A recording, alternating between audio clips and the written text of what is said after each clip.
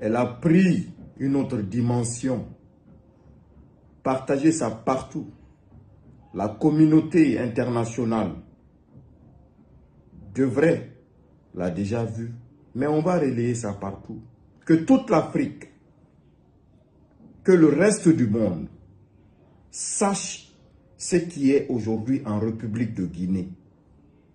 S'il vous plaît, écoutez ce communiqué du parquet général, lu à la presse ce soir, diffusé dans toutes les plateformes de communication pour dire au peuple de Guinée, dans un autre terme, que toute personne désormais qui est susceptible d'être kidnappée par les autorités militaires en place serait mort. Parce que le parquet général, dans ce communiqué, dit et persiste qu'il n'a pas connaissance de tous ces enlèvements tardifs, de toutes ces arrestations. La Guinée, aujourd'hui, est officiellement, je dis bien, déclaré un pays, pas un État de droit. On écoute ça, s'il vous plaît. Partagez ça partout, s'il vous plaît. Communiqué de presse du parquet général après la cour d'appel de Conakry. Depuis quelques jours, des informations persistantes faisant état des cas d'enlèvement et de séquestration circulent dans la cité concernant notamment le colonel C.C. Célestin Bilibouki, le sergent-chef Moussa Cheikh Souma, M. Oumar Siladi Fonike Mangé et M. Mamadou Billoba. Ces informations qui affectent la sérénité nationale créent en même temps une cause et un sentiment d'insécurité au sein de la population et portent gravement atteinte à l'image de notre pays, tant sur le plan national qu'international. Cette situation préoccupe le parquet général de la Cour d'appel de Conakry en sa qualité de protecteur des libertés individuelles et collectives. C'est pourquoi, au regard des objectifs recherchés par les manipulateurs de tous bords, j'informe l'opinion nationale et internationale en ma qualité de procureur général. Aucun organe d'enquête n'a procédé à aucune interpellation ou arrestation, pour qui que ce soit. Mieux, aucun établissement pénitentiaire du pays ne détient ces personnes faisant objet d'enlèvement. Ainsi, sur le fondement des attributions qui sont devenues au parquet général, par les dispositions de l'article 41 code et suivant du code de procédure pénale, des instructions ont été données aux différents parquets d'instance de Conakry à l'effet d'ouvrir des enquêtes minutieuses et complètes sur ces faits et nous tenir informés en temps réel de l'évolution de la procédure. Dans le même élan, les services de police judiciaire sont à pied d'œuvre pour rechercher les personnes enlevées, identifier et interpeller les présumés auteurs de ces faits. Pour ce faire, le parquet général invite tout individu, toute autorité constituée, tout fonctionnaire civil ou militaire, de fournir tout renseignement dont il dispose, susceptible de faire évoluer la procédure aux différents parquets et aux services de police judiciaire. Enfin, le parquet général exhorte la population à observer le calme et la tranquillité, tout en faisant confiance en sa justice. Fait à Conakry le 17 juillet 2024, le procureur général René Guillet.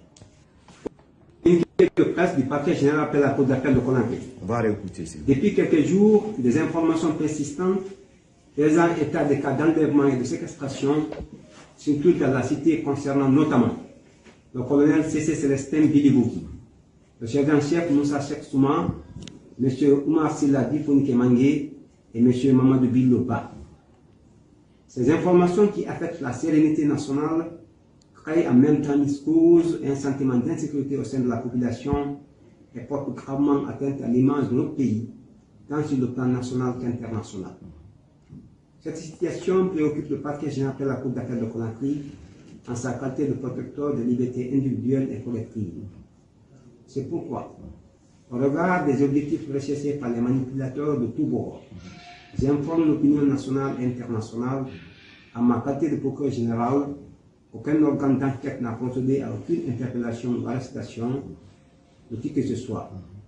Mieux, aucun établissement pénitentiaire du pays ne détient ces personnes faisant objet d'enlèvement. Ainsi, sur le fondement des attributions qui sont devenues au parquet général, par les dispositions de l'article 41 suivant du Code de procédure pénale, des instructions ont été données aux différents parquets d'instance de Conakry à l'effet d'ouvrir des enquêtes minutieuses et complètes sur cette affaire et nous tenir informés en temps réel de l'évolution de la procédure. Dans le même élan, les services de police judiciaire sont à pied d'œuvre pour rechercher les personnes enlevées, identifier et interpeller les présumés auteurs de ces faits. Pour ce faire, le parquet général invite tout individu, toute autorité constituée, tout fonctionnaire civil ou militaire, de fournir tout renseignement dont il dispose, susceptible de faire évoluer la procédure aux différents parquets et aux services de police judiciaire. Enfin, le parquet général exhorte la population à observer le calme et la tranquillité, tout en faisant confiance en sa justice. Dès à Conakry, le 17 juillet 2024, le procureur général Fallou Guinée. Communiqué de presse du parquet général appelle à...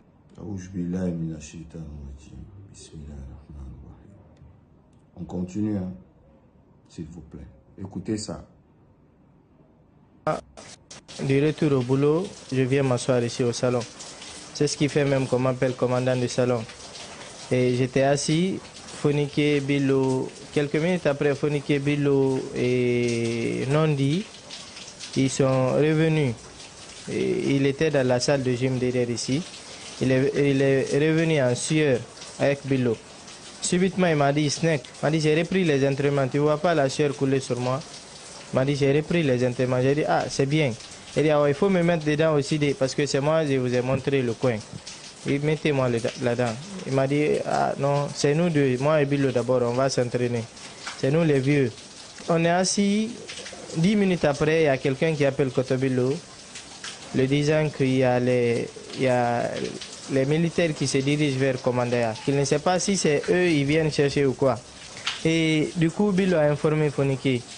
Il a dit, Fonike, ah, j'ai appris qu'il y a les militaires qui se dirigent vers ici.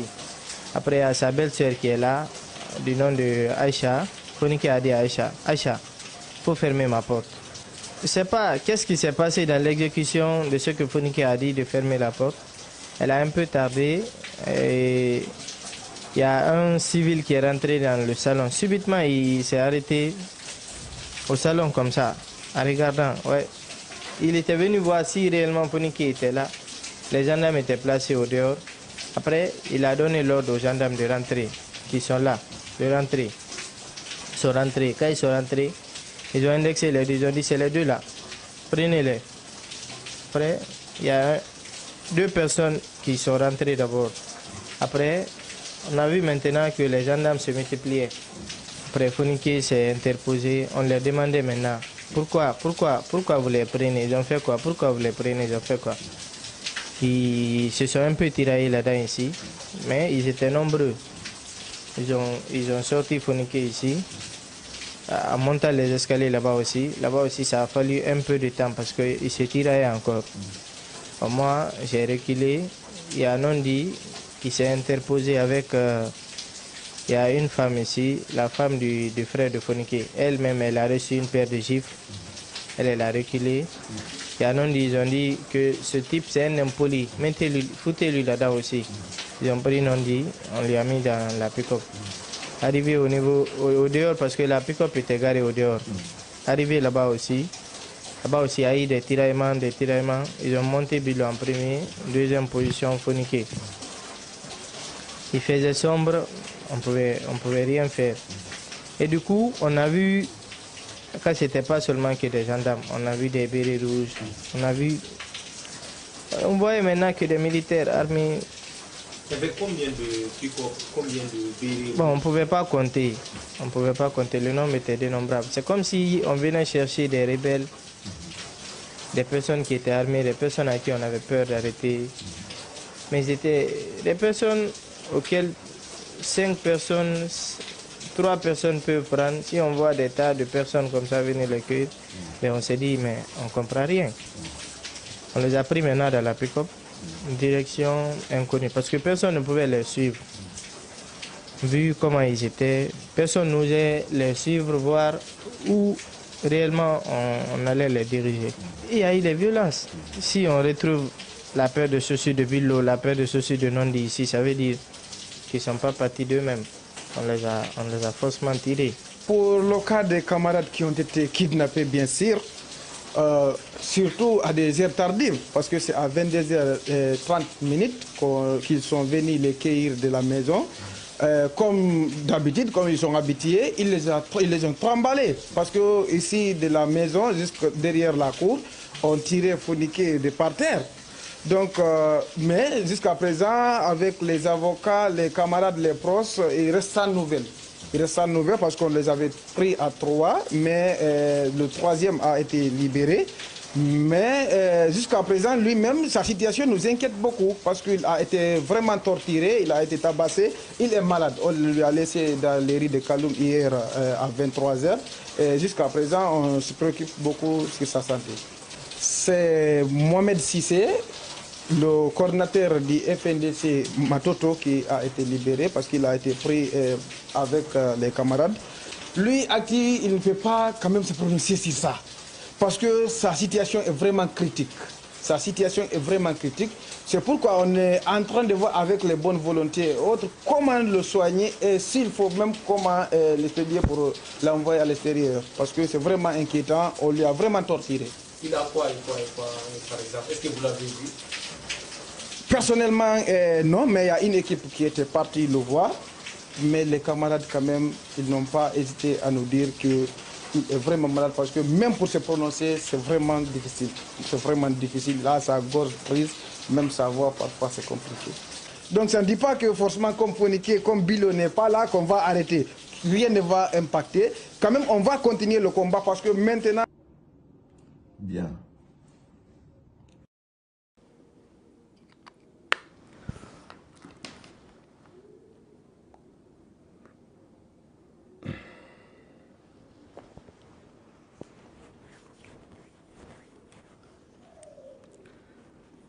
Al-Khayyu Khayyum, le Dieu d'Abraham, de Moïse, d'Issa, le Dieu de tous les prophètes, le Dieu du dernier prophète, Muhammad Rasulullah, on te supplie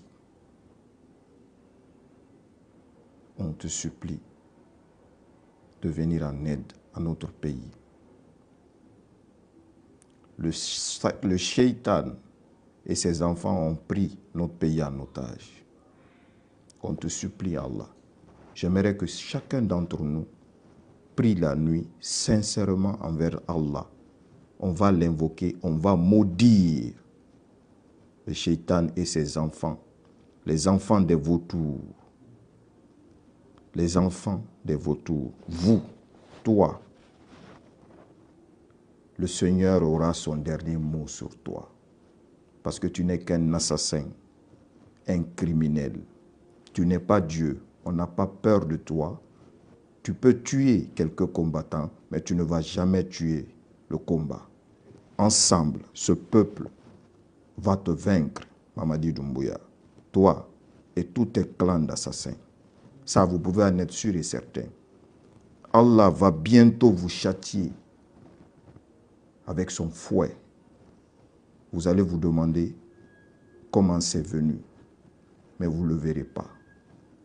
Tue tout le monde, élimine tout le monde, ferme tout le monde.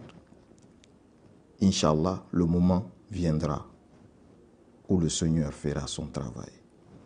Peuple de Guinée, le procureur fait un communiqué.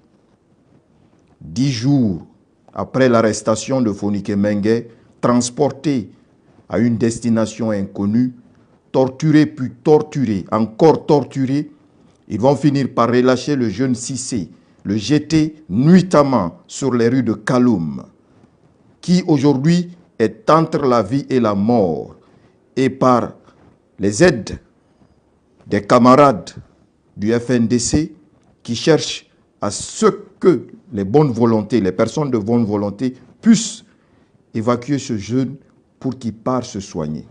Imaginez, si celui qui n'était pas visé par l'arrestation, parce qu'il s'est tout simplement opposé à l'arrestation de Founiké Mengué et Bilo, ils ont dit que ce jeune est impoli, il faut l'embarquer aussi. Imaginez que celui-là, aujourd'hui, soit dans un état critique. Où sont les Fonike Mengue? Posez-vous la question, pourquoi un procureur qui a prêté serment de protéger le peuple, pas de défendre un individu? Car aujourd'hui, vous êtes en train de diriger avec une main de fer. Vous êtes en train de diriger avec la plus grande criminalité, mais vous n'êtes que des hommes. Et tout homme finit toujours par mourir. Rien ne demeure, tout passe. Aujourd'hui, le peuple, qu'est-ce que nous devons nous mettre en tête? Qu'est-ce que nous devons comprendre, noter et bien enregistrer dans nos livres de mémoire et noter ce procureur, que l'histoire retiendra que c'est lui, qu'il fait partie de ceux-là qui aujourd'hui n'ont pas pris leur courage à deux mains pour dire non à la tyrannie, pour dire non à l'injustice. Pourquoi le procureur vient nous annoncer qu'ils ne sont au courant d'aucune arrestation tardive, qu'ils ne sont au courant de rien? C'est qu'il y ait quelque chose s'est sûrement passé. Les Fonike ne sont plus en vie. Comme la majorité est analphabète, comme la majorité, oui, n'a pas vécu ailleurs, n'est pas intelligent. Quand je suis sorti ici pour dire que Michel est mort, beaucoup ont pensé que c'était de conneries. Je savais que bel et bien que Michel était vivant. C'était une stratégie de communication. Alors, si les Fonike ne sont pas morts, Jordan fait les sortir. Tu as tué les Fonike. Tu as assassiné les Fonike, Mamadi. Tes drogués ont assassiné les Fonike Mengue et Billo. C'est pourquoi ce procureur se permet de venir s'asseoir devant la face du monde, devant la communauté nationale et internationale, comme ils ont vu que les plus grands hommes aujourd'hui, influents politiquement, comme M. Jean-Luc Mélenchon de la France Insoumise, en a parlé sur son compte Twitter. Cela veut dire quoi? Si un Jean-Luc Mélenchon a parlé de ça, cela veut dire que toutes les institutions internationales sont au courant de ce qui se passe aujourd'hui sur la tyrannie que tu es en train de diriger. Tu penses être malin, tu penses être béni, tu penses être intelligent, mais sache-le que le Dieu de tous les créatures qui existent sur cette terre t'est à l'œil, te note sur chaque fait et geste que tu es en train de commettre. Si l'injustice que tu es en train de commettre sur ce peuple et que le Dieu existe, il est juste patient et le moment qu'il a prévu pour toi sera sanglant. Car rien ne reste éternel, seul son pouvoir restera et subsistera de lui-même. Car les hommes de pouvoir étaient là. Plus sanguinaires que toi étaient là. Plus méchants que toi étaient là. Plus bandits que toi étaient là. Plus intelligents que toi étaient là. Ils sont où aujourd'hui? Ils sont où aujourd'hui? Ils ne sont que des poussières, des cendres. Et là, le châtiment divin est en train de faire son travail sur eux. Vous ne gagnerez pas. Vous pouvez tuer quelques combattants, mais vous ne réussirez pas à tuer le combat. Le peuple ensemble, les ignorants qui sont nombreux parmi nous, qui nous insultent matin et midi soir, sauront que ce combat n'est pas un combat personnel, sauront que ce combat est un combat pour le peuple et que c'est le peuple qui bénéficiera de cette victoire. Vous n'êtes que des misérables. Vous n'êtes que des misérables. Des misérables. Parce que vous n'êtes pas Dieu. Vous cherchez à nous tuer.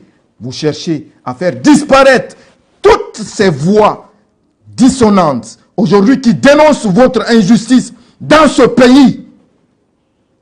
Inch'Allah, vous ne vaincrez pas Jordan. Tu ne gagneras pas Mamadi. Qu'est-ce qu'ils ont fait? Ils ont demandé la justice. Retirer les licences des hommes de médias. Qu'est-ce qu'ils ont fait? Ceux qui ont chanté ton Atalakou, ceux qui ont chanté pour toi, pour que tu puisses installer ta tyrannie, l'on devait tous comprendre que là où il n'a pas laissé l'un de ses meilleurs amis, l'accusant de vol d'argent au lendemain du coup d'État à la personne d'Aliya Camara, c'est à partir de ce moment que le peuple, on aurait dû savoir, comprendre sur le champ que rien ni personne, Mamadi Doumbouya ne va épargner dans sa transition. Parce que le jour du coup d'État, étant double nationalité guinéen et français, il était posté devant l'ambassade de France, prêt à rentrer à l'intérieur pour se confier aux Français si ça échouait. Il avait sacrifié les Aliya Camara et tout le groupe des commandos, oui, du groupe Cobra qui était rentré dans l'enceinte du palais. J'aimerais encore adresser un message aux frères membres des forces spéciales, ce que Mamadi est en train de faire. Parce qu'il vous fait toujours, tous les jours, des lavements de cerveau. Il vous fait croire que si vous ne le défendez pas, que vous allez tous mourir pour lui. Le contraire. Si vous défendez le peuple, vous allez tous survivre. Mamadi seul répondra de ses actes. Car ce n'est pas ce que Mamadi vous a dit en faisant ce acte. Mamadi vous a dit, on va rétablir l'ordre. On va donner le pouvoir aux civils et on va partir, retourner dans les casernes. C'est ce que Mamadi vous a dit. Et aujourd'hui, ce même Mamadi, ce même Jordan, ce même parrain que vous avez voué, loyauté, respect, amour, que vous considérez comme un père, vous ne le reconnaissez plus. Il fait tout pour mettre main sur l'un de vos amis. Vos amis qui sont partis loin, qui ont pris de l'argent. Il a mis des rançons sur leur tête. Les frères Poti, oui, les serpents qui ont pris de l'argent qui sont partis. D'autres qui ont pris de l'argent qui sont partis. Vous vous êtes sacrifié pour lui. Il a préféré mettre des rançons de 50 000 $. Quiconque fournira des renseignements, l'aidant pour avoir des renseignements sur ces personnes, pour qu'ils puissent les éliminer, il donnera 50 000 $. Vous pensez que Mamadi vous aime? Vous pensez que Mamadi vous aime? Vous pensez que Mamadi sera là lorsque ça sera le chaos? Il ne va jamais se sacrifier pour vous. Il a préparé des hélicos, il a préparé des zodiacs. Vous n'êtes pas sans savoir. Vous avez élargi le camp Kalako. Vous avez élargi le camp Kalako jusqu'à la mer. Pour que quand ça sera chaud pour lui, lui, il se sauve, lui et sa famille et ses amis. Tout l'argent qu'ils ont fait sortir de la Guinée, il va aller vivre caché quelque part. C'est ce qu'il a prévu. Vous, les membres des forces spéciales, c'est vous qui allez répondre des crimes que Mamadi a commis. C'est vous qui allez être devant la justice. Pendant ce temps, lui sera introuvable. Il sera aidé par les grandes puissances qui aujourd'hui le soutiennent. Ils vont même changer son visage. Il a même prévu de changer d'identité complètement. Oui, mais tu n'es pas Dieu. Ces grandes puissances qui te soutiennent ne sont pas Dieu. Vous allez répondre tous de vos actes. Et ce jour, le peuple sera là et restera toujours debout pour que justice soit faite. Paix, amour et honneur. Inch'Allah, les âmes de tous nos disparus sont là. Ils ne sont pas encore partis. Ils sont en train de rôder dans le palais Mohamed V. Ils sont en train de rôder dans Conakry. Ils implorent à Allah que justice soit faite. Et ils n'attendent que le jour d'Allah. Et ce jour d'Allah, Jordan, ça va te trouver. Et l'on sera là, face à toi. Inch'Allah. C'était votre frère, King Aji 224, pour le peuple. Et toujours pour le peuple.